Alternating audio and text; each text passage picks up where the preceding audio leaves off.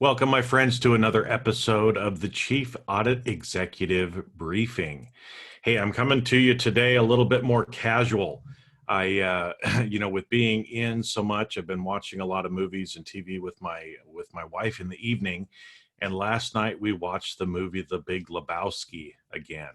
So I had to wear my Big Lebowski sweater today. Just one of those weird things about me. um, Anyway, today or this week, I wanted to talk to you a little bit about modifying your audit plan. And I'm going to get into that in just a minute. But first, I wanted to make sure there's a couple of announcements that I wanted to give you as well. And the details about this are in the email. But first off, C-Risk Academy, which is the largest online webinar and certification platform for internal auditors, this last month has been trying to help out with all of the things that we're going through. So last month they gave away about over $75,000 worth of free courses or discounted courses to people. And this month, in the month of April, they're actually offering all of their courses for 50% off.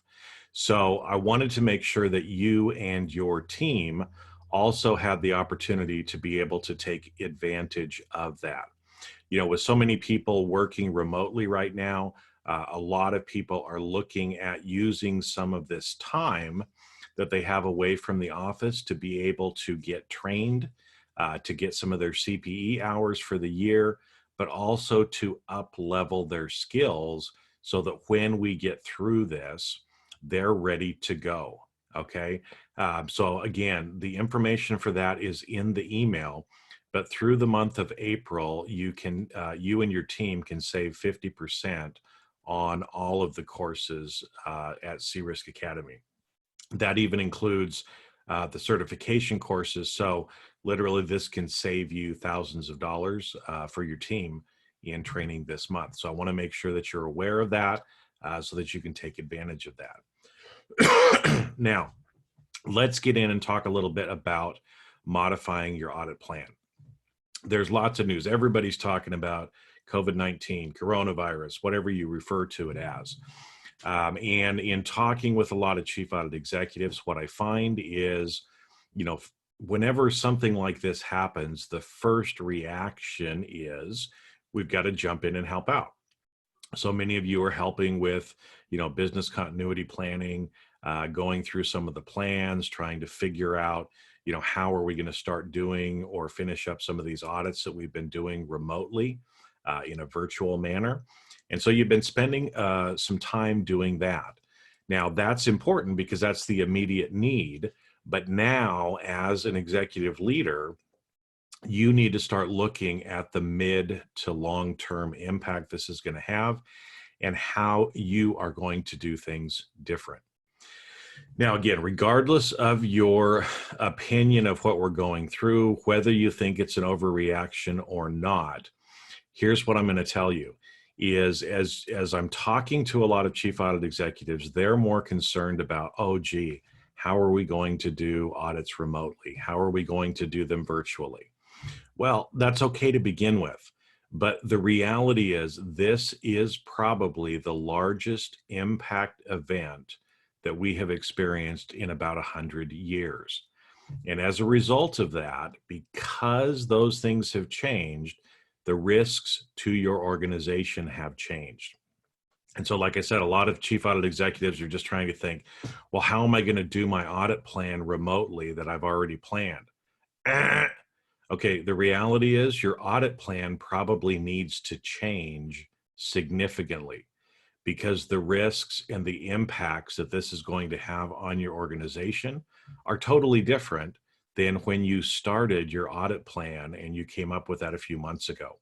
Okay, if you're really taking a risk-based internal audit approach, your audit plan should change, and it's probably going to change pretty significantly. Okay, now, if you're not quite sure how to do that, that's all right. One of the things we're going to talk about in the Chief Audit Executive Forum call in May, at the beginning of May, is how to do exactly that. What are some things that you can start thinking about now that you can start planning for so that you can actually modify your audit plan?